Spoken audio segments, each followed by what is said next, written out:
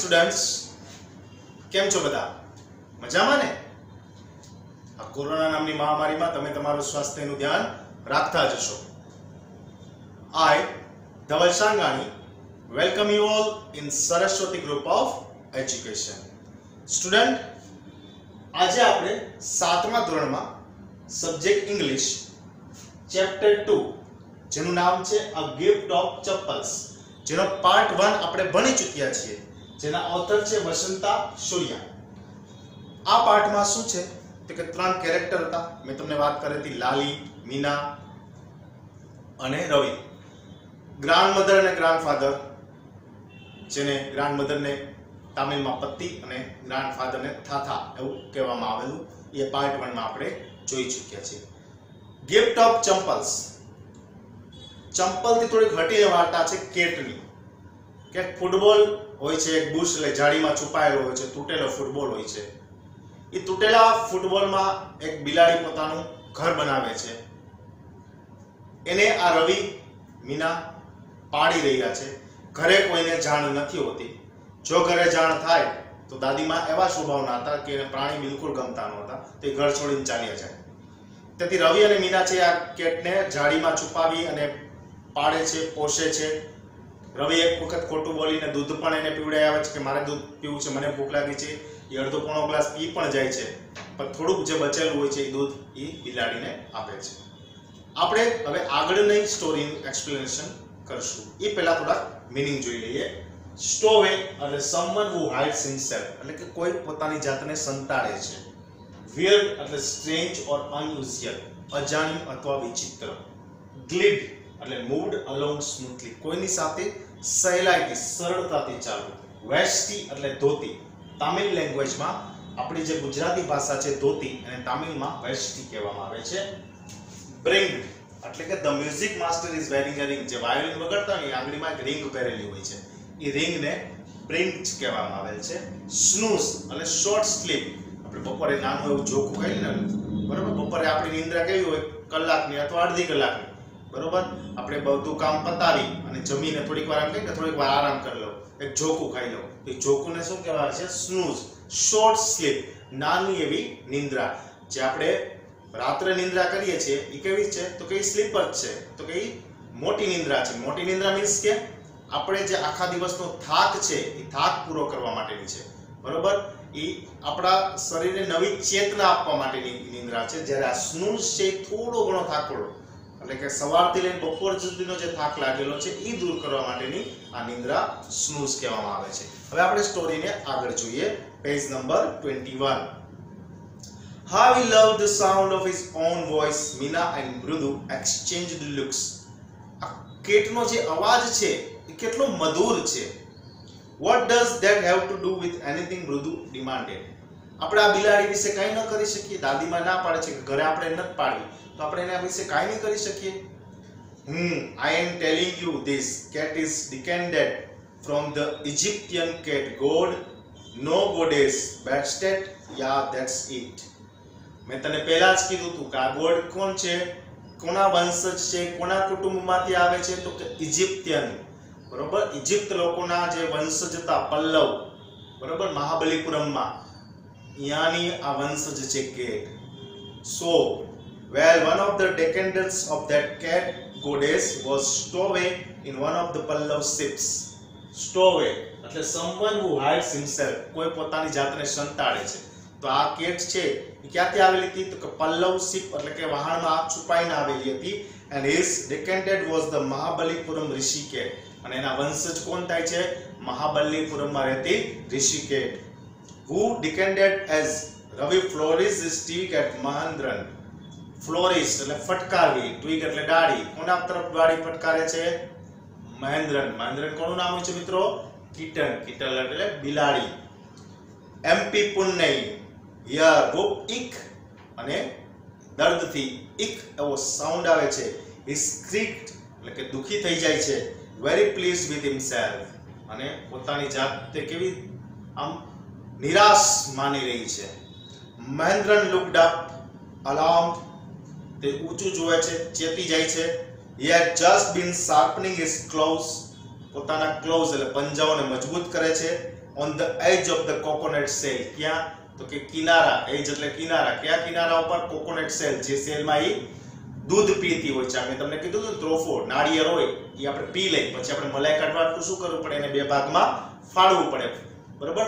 બે એના કાપા કરવા પડે. તો એવું જે અડધો કાપો હોય ને એમાં દૂધ રેડ્યું હતું, જેમાં ઊંડાણ હોય, બરોબર, છીછરું હોય, દૂધ એમાં રહી જાય, તો એ એજ એટલે કે જે નાળિયેરનો જે કાપેલો ભાગ હતો ને એના કિનારા ઉપર આ ઊભી હતી. બટ વર્સ ધેન રવિસ ઓફુલ વૂપ, પણ રવિનો અચાનક વાર છે, was screeched from the window. What a varied sound. અને તે બારીમાંથી ભાગી જાય છે. What a varied sound. It Mridu was stirred. મૃદુ પણ ચોકી જાય છે. MP Pune was frightened out of his wits. રવિના આવા રમૂજથી, રવિએ વિટ્સ એટલે રમૂજ કરી હતી, બિલાડીને એક ડાળી મારી હતી. આવા રમૂજથી આ બિલાડી કેટલી ગભરાઈ ગઈ આવું મૃદુને લાગે છે.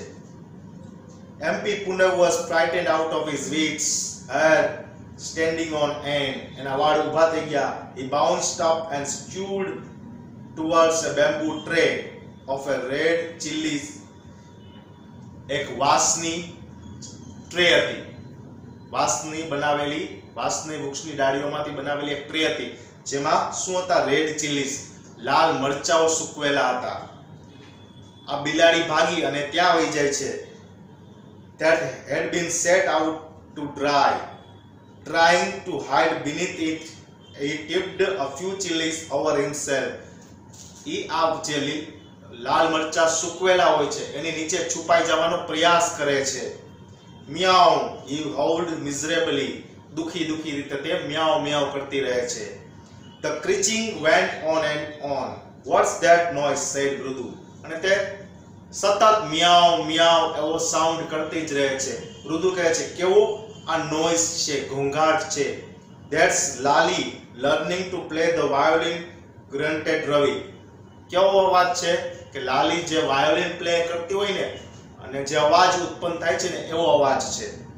She will never learn a thing. The music master just goes on playing like a train, whistling on and on. Music master કેવી રીતે વાયોલિન વગાડે છે કે ટ્રેનનું જે વિસલ હોય ને સતત વાગતું જ રહે એ રીતે વગાડી રહ્યું હોય છે. While Lali's all the time dearly going completely off track. અને લાલી જે સતત જે પ્રેક્ટિસ કરતી હોય છે એ ઓફ ટ્રેક હોય છે. ઓફ ટ્રેક એટલે જે મ્યુઝિક માસ્ટરને જોતું હોય છે એ ત્યાંથી સતત વિરુદ્ધ નું એનું જે અભ્યાસ હોય છે, પ્રેક્ટિસ હોય છે લાલીની ઈ હોય છે. Next page. Mridu crept up to the window.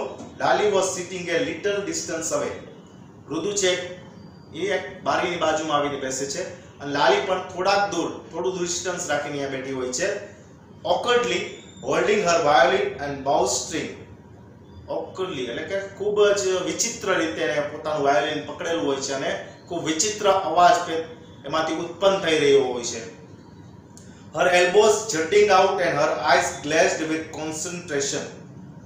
Her elbows jutting out એટલે કે એનું એલ્બો છે એ ત્રાંસા પ્રકારનો હોય છે and eyes glazed with concentration અને આંખો છે એ સતત કોન્સન્ટ્રેટ અને એકાગ્ર થવાનો પ્રયત્ન કરી રહી હોય છે. In front of her, with most of his back to the window, was the bony figure of the music master.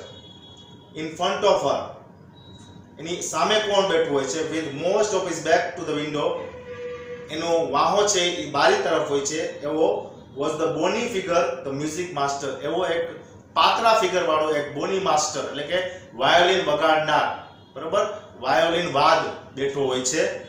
He had a mostly bald head. કેવો એનો હેડ એટલે માથું છે તો કે ટાલ હોય છે, વાળ બહુ ઓછા હોય છે, જૂજ હોય છે. With a fring of oil black hair filling around his ears. અને એના ઓઇલી હેર એટલે કે તેલવાળા હેર છે ને ક્યાં સુધી આવતા હોય છે? કાન સુધી આવતા હોય છે. એટલે ટૂંકમાં આ બે બાજુ વાળ હોય છે, અહીંયા શું હોય છે? વાળ નથી હોતા, ટાલ હોય છે. A gold chain gleamed around his leathery neck. નેક એટલે ગરદન ઉપર એક સોનાનો ચેન પહેરેલો હોય છે. And a diamond ring glittered on his hand. અને એની હાથમાં ડાયમંડ રિંગ, સોનાની રિંગ પણ પહેરેલી હોય છે. Down the stem of the violin. અને ઈ રિંગના બાજુમાં એક વાયોલિન વગાડવા વાળી એક પટ્ટી એના પાસે હોય છે. A large foot stuck out from the beneath his gold bordered vesty edge, and he was beating time on the floor with the screw big toe.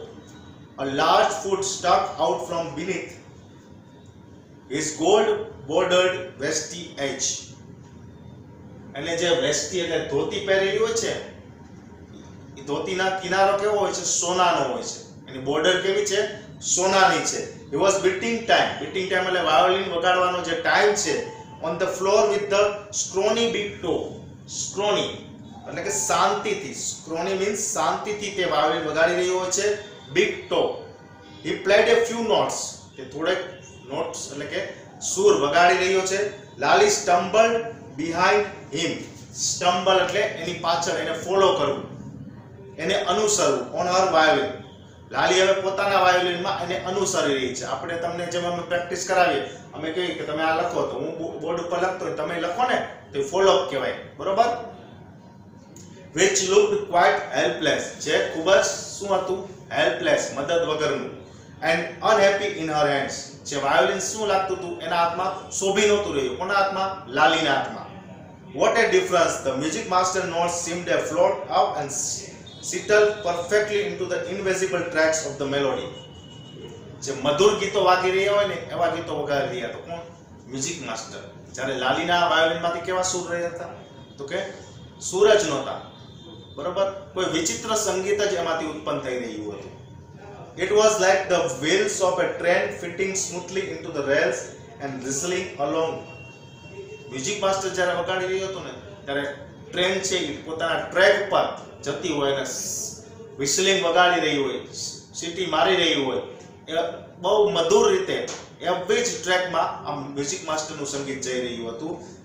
As Ravi said, Rutu stared at that huge bearing and moving effortlessly up the violin stem. વાયોલિનના જે તાર હોય છે ને, એમાં જે આ music master છે એ પોતાની જે the music master is wearing a ring, જે રિંગ પહેરેલી હોય છે, એ રિંગથી જે તારને જે સ્પર્શ કરે છે અને જે સંગીત ઉત્પન્ન થાય છે, એનાથી મૃદુને ખૂબ આનંદ આવે છે. Squeak, there was a lally dirling again. ફરીવાર કહે છે, મને નહીં આવડે. Amma came a wail from the gate. Amma, oh, wail એટલે ભિખારી. શું કહે છે? અમ્મા, દરવાજા ઉપર એક ભિખારી આવ્યો છે. રવિ sent the beggar away. રવિ છે ને યા બેગરને કેટલાક ભિખારીને કાઢી મૂકવાનો પ્રયત્ન કરે છે. Cried his mother. ત્યારે એની માતા, ક્રાઇડ એટલે બૂમ પાડવી. અહીં ક્રાઇડ નો મતલબ રડવું એવું નથી થતું. એની માતા બૂમ પાડીને કહે છે. બેક વરંડા. ક્યાંથી? ઘરના પાછળના ફળિયામાંથી એની રવિની માતા બૂમ પાડીને કહે છે. Where she was chatting with Tapi. જ્યાં તે દાદીમા સાથે વાતો કરી રહ્યો છે, ત્યાંથી રવિની માતા બોલે છે. He has been coming here every day for the past week. કે છેલ્લા એક અઠવાડિયાથી આ ભિખારણ અહીં આવે છે માંગવા માટે, તું એને અહીંથી જવાનું ન કહે. And it's time he found another house to beg from. Pati explained to Tapi. અત્યારે પાતી હવે છે એક્સપ્લેન કરે છે, તો કે હવે એને બીજું ઘર ગોતવું જોઈએ માંગવા માટે. છેલ્લા એક અઠવાડિયે અહીંયા આવતી હોય તો એને બીજે જવું છે. આપણા પાસે તો એને ઇનફ એક અઠવાડિયાથી મળી ગયું, બીજા ઘરે બીજા અઠવાડિયાનો વારો. Mridu and Meena followed Ravi out. Ravi પણ બહાર જાય છે અને મૃદુ અને મીના એમની સાથે બહાર જાય છે. The beggar was already in the garden. ત્યારે ભિખારણ છે એ ઓલરેડી ગાર્ડન એટલે કે બગીચા સુધી પહોંચી ચૂકી હોય છે. Making himself quite at home. અને શાંતિથી બેઠી હોય છે. He had spared his upper cloth under the neem tree. He had spared his upper cloth. જેને ઉપર ચુંદડી ઓઢેલી હોય છે ને એ નીમ ટ્રી ઉપર રાખે છે. And was leaning against its trunk. Leaning એટલે થોડું આરામ કરવું, લંબાવવું. Against its trunk, થડ પાસે. Apparently prepared to take a little snooze. શું કામે? Snooze, એક short sleep. નાની નિંદ્રા લેવા માટે થોડુંક લંબાવે છે. While he waited for his arms to appear. Arms એટલે દાન, ભિક્ષા. તે કોનું વેટ કરી રહ્યો છે? કે રવિ છે એ આવી અને કોઈ ભિક્ષા આપે, અથવા પાતી છે એ આવીને ભિક્ષા આપે. Go away, said Ravi sternly. ખૂબ જ સખ્તાઈથી રવિ કહે છે, Go away, અહીંથી જા. My party says it's time you found another house to beg from. મારા પાતી દાદીમાં કહે છે કે તારે હવે બીજું ઘર ગોતવું જોઈએ ભિક્ષા માંગવા માટે. તો મિત્રો આયા સુધી આપણે આ સ્ટોરીને રાખશું. પાર્ટ 3 માં હવે આગળ શું થાય છે બિલાડીનું. લીના છે એ વાયોલિન વગાડી શકે છે, આ ભિખારણને ભીખ મળી શકે છે કે નહીં એ હવે આપણે આગળના લેક્ચરમાં જોશું. આ સેશનના અંતે તમને એક વર્કશીટ મોકલવામાં આવશે જેમાં MCQ, one word answer, give meanings, new words હશે જે તમારે HW માં ગુડ હેન્ડરાઇટિંગ સાથે લખવાના રહેશે. ડેટ, ચેપ્ટરનું નામ મેન્શન કરવાનું છે, અક્ષરો નીચેની લીટીને બરોબર ટચ કરીને જ્યાં કેપિટલ હોય ત્યાં કેપિટલ, સ્મોલ હોય ત્યાં સ્મોલ અને યોગ્ય આરોહ અવરોહ સાથે એટલે કે પૂર્ણ વિરામ, અલ્પ વિરામ બધું કરીને લખવાનું રહેશે. તો મિત્રો હું આશા રાખું છું કે આ લેક્ચરમાં તમને મજા આવી હશે અને સમજાણું હશે. Thank you.